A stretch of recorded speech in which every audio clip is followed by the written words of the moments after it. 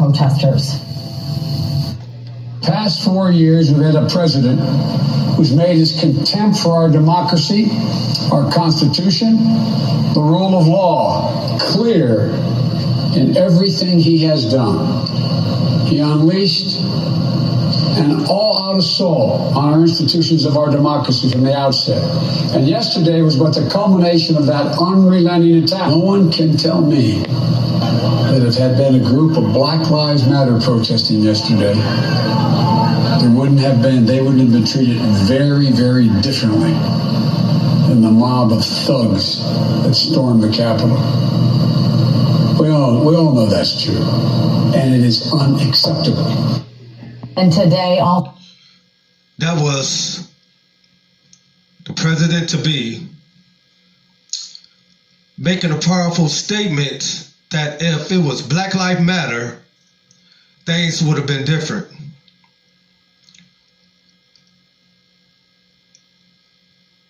It was a point where Black Matter did go to the Capitol, and they had armed security. They were ready. And Black community did what Black community do: protest, wanting justice without violence, without breaking nothing, tearing up anything. But as we see that things was a little different. Welcome back to TMZ Live. And Ashlin Babbitt is the woman who was shot and killed in the Capitol during the insurrection yesterday. Now, she was a 14-year Air Force veteran and a very staunch, obviously, she was there with the mob there, but a very staunch supporter of President Trump. Moments before she entered the Capitol, as she was marching toward the Capitol, she went live on Facebook. This was her final post. We are walking to the Capitol in a mob. There's an estimated over 3 million people here today. So despite what the media tells you, boots on the ground definitely say something different. There is a sea of nothing but red, white, and blue patriots and Trump. And it was amazing. We could see the president talk. We are now walking down the inaugural path to the Capitol building. 3 million plus people. One of the lines there that I think really sticks out the most is she says there's a sea of red, white, and blue patriots. And whether or not you think that these people were patriotic or not, I think it just perfectly shows the call to action and demonstrates the energy and commitment that these people have. Charles, you mentioned that she's a veteran. She clearly has served this country before. And I mean, if I were to guess, feels like that she was serving it now, thinking that our democracy is under attack. And she's in Washington, wants to have her boots on the ground and fight what she sees as being a good fight. A man, and they stood behind him. Just like we have Martin Luther King birthday coming up.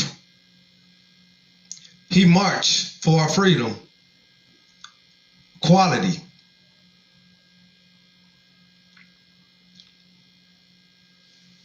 You see, until Black people stop crying out for what they want and actually put their life on the line, then we will see results. For if the woman who was part of this that they call a mob for Trump, she was shot, killed. Do you know the support that Black women have for the Black men? And I'm not making this racist. I'm just kicking facts right now. We say that we believe in something, but we don't put our all into it.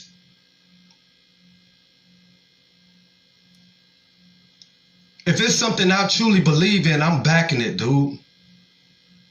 I believe in my God. I believe in the power. I'm gonna die that way. I'm gonna die believing in my mighty God. You're not going to change that.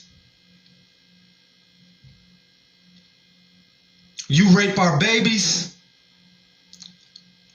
I'ma fight for my babies.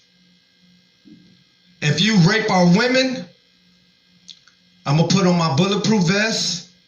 I'ma unite with the police, find out the description, and I'ma get out there and I'ma search for a rapist. If I lose my life doing it, I stood up for it.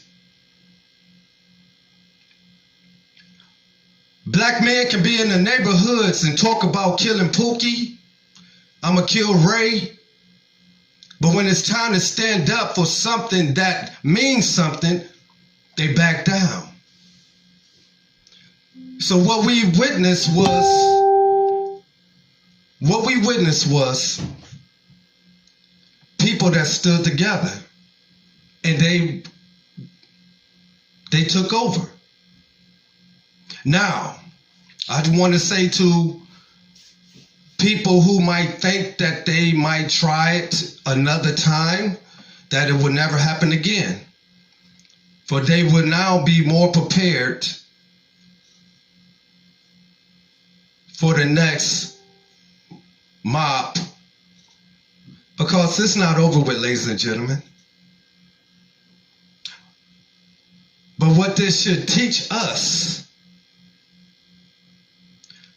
is that if we won't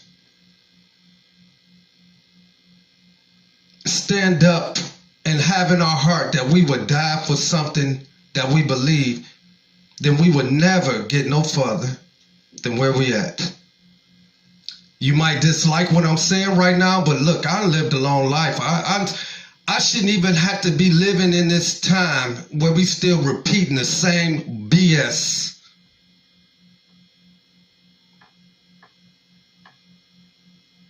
And that's all I would have to say. A woman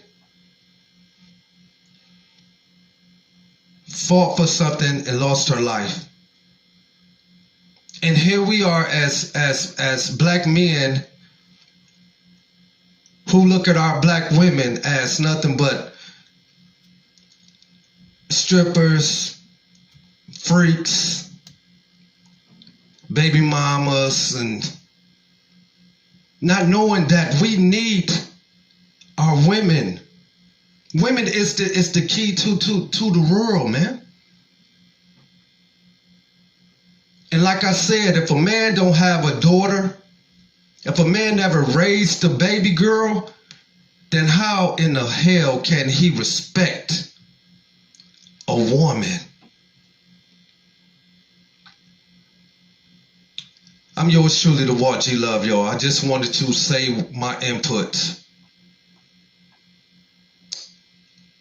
Good night. Thank you for tuning in to the WALT G broadcast.